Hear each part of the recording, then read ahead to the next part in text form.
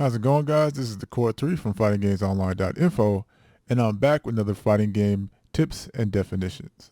This time we're going to be talking about canceling. So hopefully by now you have figured out the type of combo system you have for your fighting game and are ready to take things a step further. Okay. While I've mentioned canceling a lot in other videos, I felt it necessary to do something that just focuses on this element of combo creation so you have a better picture of how this all comes together.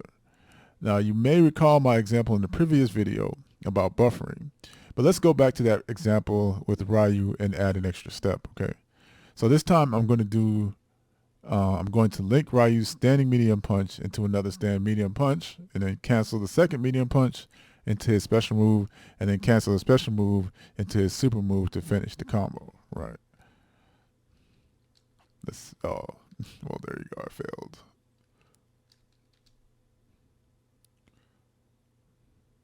Okay.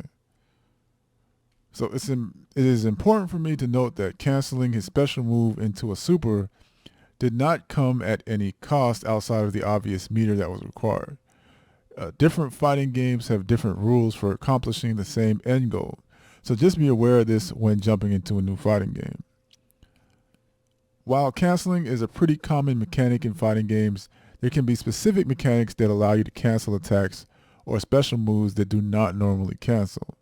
Street Fighter V has the V-trigger system, right? So let me show you that.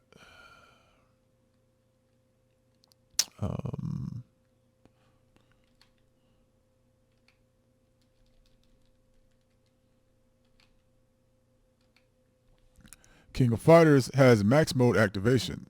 Both inherently work the same but operate under different conditions.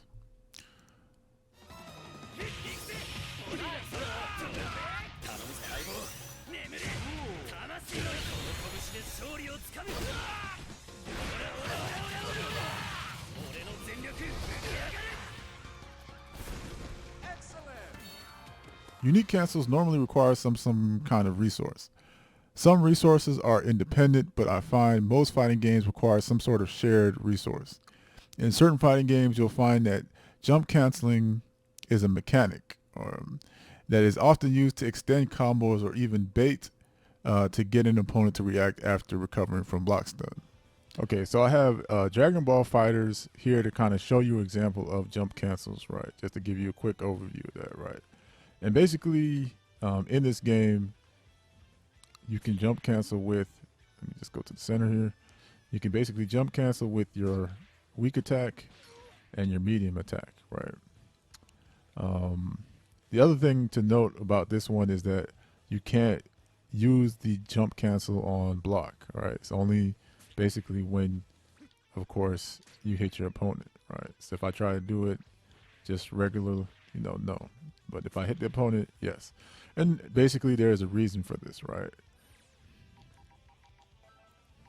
If I just put this, change the enemy to jump attack. And what you'll see here is if I hit them while they're in the air, it basically allows me to follow up with what you call like an air combo. Oh, he got out of that. Hold on. Let me try that again.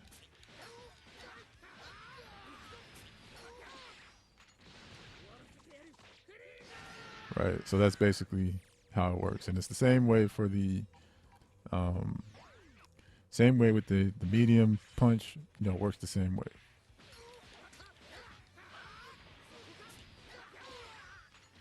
Okay, so you basically just get an idea of how jump cancels can kind of work in certain games. All right. Canceling occurs when you land a hit on your opponent and can also work during a block attempt as well. There are certainly special cases where you'll find that cancels can occur even if your attack whiffs or a special doesn't land, which are other great ways to bait and switch your opponent. Hopefully you now have a greater understanding of canceling. Now it's time to do some research. Hit the training room and figure out what your character can cancel into. Start with normals first, then try seeing if you can cancel into a super move and see if there are any special mechanics that allow you to cancel into things that don't normally cancel.